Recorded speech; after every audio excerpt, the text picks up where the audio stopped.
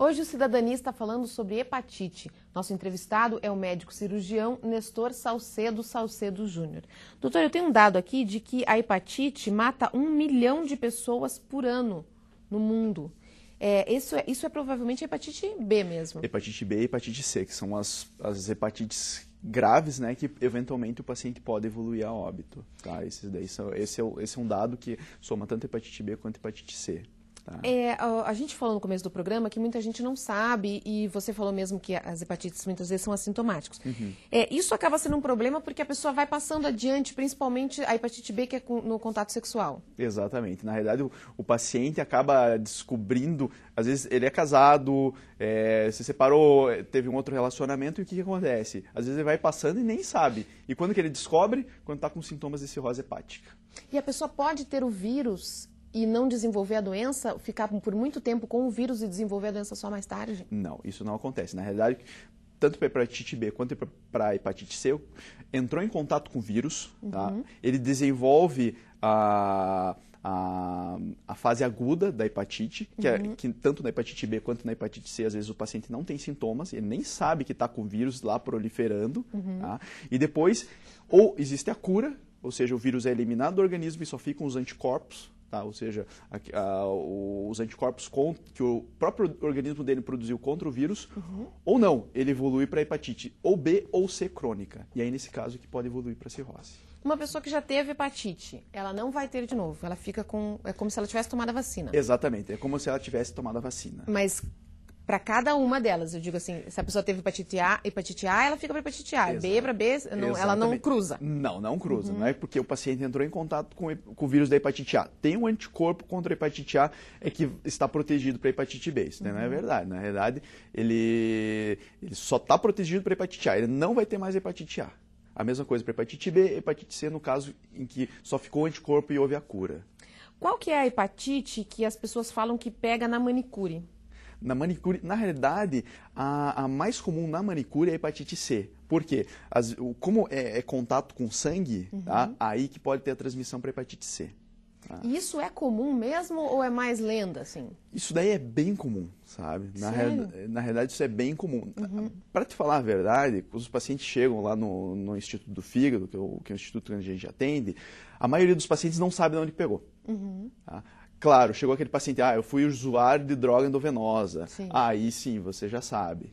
Tá? Mas caso contrário, muitas vezes o paciente fala, eu descobri a hepatite C por acaso. Não tem história de uso de droga, muitas vezes, ou às vezes até o paciente fala, mas isso eu faço manicure há mais de 20 anos.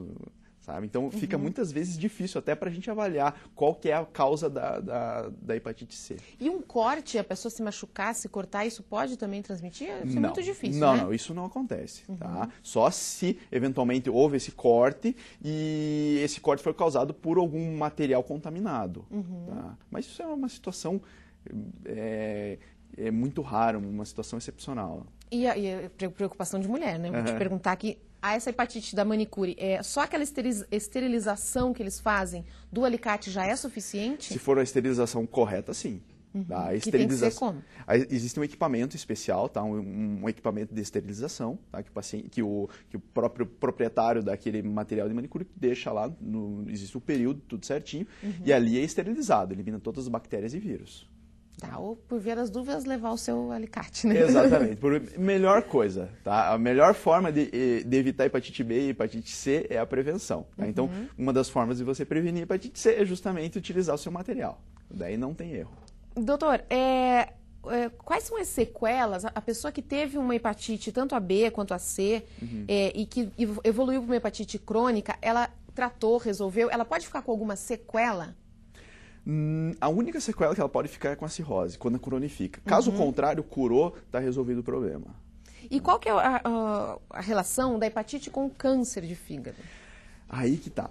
É o seguinte, quando o paciente cronifica, tanto a hepatite B e mais comum para a hepatite C, tá? Não se sabe porquê, mas a hepatite C é um fator de risco maior que a hepatite B para evoluir para câncer. O que acontece? Cronificou, evolui para a cirrose. A cirrose em si é fator de risco para desenvolver câncer, que a gente chama de hepatocarcinoma. Tá? O mais comum é a hepatite C que desenvolve, não se sabe a razão, mas realmente se desenvolve. tá? Mas a hepatite B também, quando está com cirrose hepática, o paciente pode evoluir para esse tipo de câncer que a gente chama de hepatocarcinoma. Tá? Mesmo com câncer, o paciente tem indicação de transplante. Tá? Existem critérios que a gente segue, tá? O tamanho do tumor e o número de nódulos dentro do fígado. Tá?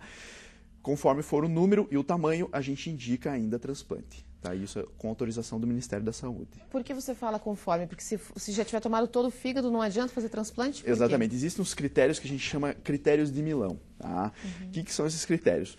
Quando existe um único nódulo até 5 centímetros ou até 3 nódulos de até 3 centímetros, nessas duas situações, o Ministério da Saúde, existe uma lei, tá? Publicada em maio de 2006, que autoriza a equipe do transplante a realizar a retirada desse fígado e colocar um fígado novo no lugar. Mas é porque se não for nessas situações, pode ser que não resolva, é isso? Na realidade, existem estudos já bem definidos que mostram que passou desse tamanho ou passou desse número de nódulos, não existe benefício em realizar o transplante hepático. Tá? Que o paciente não vai ter a sobrevida que a gente espera que o paciente tenha no transplante hepático. A chance de recidivar esse nódulo é grande daí. Tá, uma vez que a pessoa está com cirrose, então tem a indicação de transplante, como é que é feito esse transplante? A fila é muito grande, tem que esperar muito tempo? Na realidade, é assim, atualmente, até 2006, o transplante hepático funcionava da seguinte forma. Você tem transplante, você entra numa fila de espera. Chegou um outro paciente, você foi listado no dia 1º. Chegou o paciente mais grave no dia 2, você tem a prioridade, porque você entrou na frente, independente se outros pacientes estiverem graves ou não. Tá? Isso até 2006. Isso até 2006. Até 2006. A partir de 2006, a lista de espera do transplante hepático acontece da seguinte forma. O paciente que está mais grave tem prioridade na lista. Tá? Ou seja, você chegou mais grave, independente se você chegou ontem e tem um outro paciente que chegou há 1 ano, aquele paciente que chegou ontem tem prioridade sobre aquele paciente se ele estiver mais grave. E a fila é longa? Tem muita espera?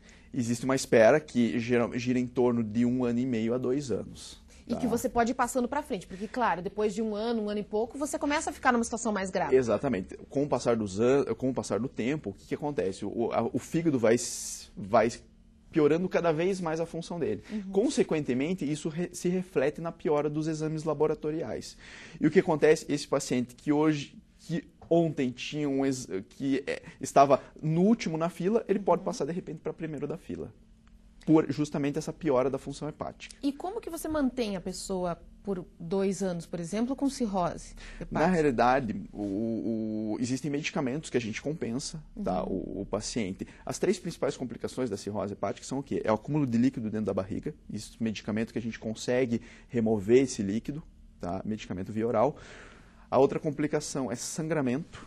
Tá? O fígado, ele drena um monte de veias do esôfago e do estômago, e essas veias, quando o fígado está muito fibrosado, elas se dilatam e às vezes podem sangrar. Existem medicamentos e até procedimentos endoscópicos que previnem esse sangramento. E um outro tipo de complicação, que é a terceira principal complicação, é uma confusão mental que a gente chama de encefalopatia hepática. As próprias bactérias produzem toxinas que não são destruídas no fígado e acabam atingindo o cérebro. E aí, nesse caso, existe também medicamento. Então, durante esse período, a gente vai tentar tratar essas 3 principais complicações. E a pessoa tem que ficar internada? Muitas vezes a gente trata até em casa o paciente, ou via ambulatorial. Tá? Agora, quando é uma complicação muito grave, o paciente sangrou bastante ou está muito confuso, daí, obviamente, a gente compensa ele dentro do hospital, a gente muitas vezes 1 semana, 10 dias, e depois a gente manda para casa com os medicamentos. Uma vez realizado o transplante, qual que é a chance de que volte tudo ao normal, vida normal, digamos assim? Na realidade, o paciente fez o transplante, a maioria dos casos tá, evolui para o órgão geralmente vai durar 10 a 15 anos. Tá? E durante esse período vai ter uma vida absolutamente normal. Tem alguns Só pacientes, 10 a 15 anos? 10 a 15 anos. Às vezes, tem alguns pacientes que duram mais. Tá? Às vezes, pacientes duram 20, 25 anos. Mas esse é o período mais ou menos que o paciente vai ter de sobrevida. Claro, se o paciente não tivesse recebido o fígado, dali um ano, 2 anos, ele evoluiria a óbito. Nesse caso, a gente dá uma boa sobrevida para ele, tá? Com boa qualidade de vida, diga-se de passagem. Muitas vezes o paciente volta a trabalhar, volta a fazer suas atividades habituais que fazia anteriormente. E assim, tem o risco de rejeição também nesses casos? Existe o risco de rejeição desde o início da cirurgia até 5, 10 anos. Tá? Claro, quanto mais próximo da cirurgia, maior a chance de rejeição. Passado 1 ano, 2 anos, o próprio organismo vai se adaptando e as chances de rejeição são muito menores. Tá? E você você tem que transplantar um fígado inteiro? Existem, na realidade, 2 tipos de transplante. Tá? Existe o transplante de cadáver, que a gente pega o fígado inteiro, tá? E coloca no lugar do outro fígado que estava com cirrose. A gente remove o fígado com cirrose e coloca um fígado novo. Existe uma outra situação que a gente pega só um segmento do fígado. Tá? Que geralmente isso a gente chama de transplante intervivos. Existe um doador vivo, que a gente tira um segmento do fígado e a gente transplanta naquele paciente que está necessitado. Mas daí não tira o da cirrose? Nessa situação a gente também tira. Ah, tira? Tira do mesmo jeito. E a pessoa vive bem com meio fígado? Na realidade, o que acontece? O paciente fica com meio fígado. Só que esse meio fígado, ele se regenera. Em torno de 4... E no doador também? E no doador também. Em torno de 4 a 8 semanas, no máximo, o fígado volta ao tamanho normal. Em torno de 1 mês, mais ou menos. Olha, que interessante. Tá? Ele volta ao fígado normal. Mas não é muito comum, né? Entre vivos, ou é? Entre vivos não é tão comum quanto o doador cadáver. Por quê? Tá? Na realidade, primeiro, é uma cirurgia...